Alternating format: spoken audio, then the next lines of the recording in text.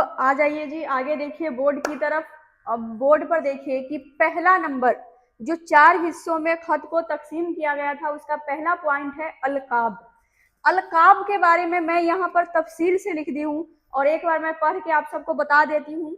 देखिए कि खत लिखते वक्त हम जिन अल्फाज से मकतूब अलिया को मुखातिब करते हैं, ठीक है, खत लिखते वक्त हम जिन अल्फाज से मकतूब अलिया को मुखातिब करते हैं वो अल्फाज अलकाब कहलाते हैं, ठीक है।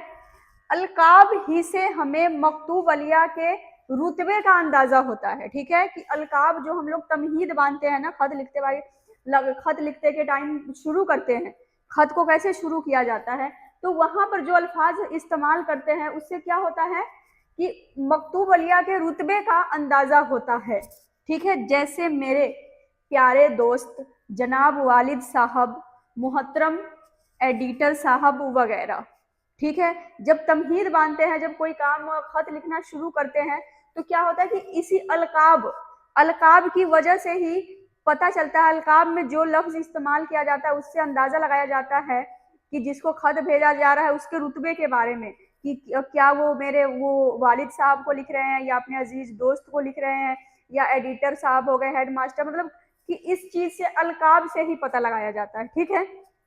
इसके बाद हम लोग बढ़ेंगे दूसरे नंबर की तरफ, दूसरे पॉइंट की तरफ, ठीक। तो दूसरा पॉइंट में देखते हैं क्या आता है, पहले इसकी स्क्रीनशॉट ले लीजिए जी। तो आप पढ़ते हैं जी 2 नंबर पॉइंट के बारे में और पॉइंट नंबर 3 के बारे में, ठीक है।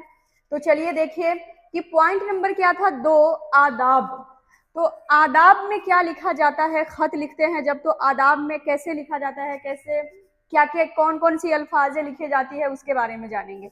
वो अल्फाज जो अलकाब के बाद एहतराम या दुआ के तौर पर लिखे जाते हैं, ठीक है।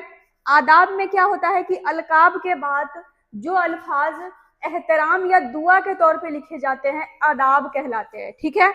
एहतराम के लिए जो दुआ के तौर पर लिखे जाते हैं वो क्या कहलाते हैं, आदाब कहलाते हैं। जैसे में देखिए उदाहरण भी दे दी हूं मैं, जैसे सलामत रहो, खुश रहो वगैरह, ठीक है। ये आता है किसमें, आदाब में, ठीक है जी। अब आदाब में सलामत रहो, खुश रहो ही नहीं, आप लोग जनाबे आली जो लिखते हैं है ना, वो भी लिख सकते हैं, वो लेकिन वो लिखा जाता है कारोबारी खत में,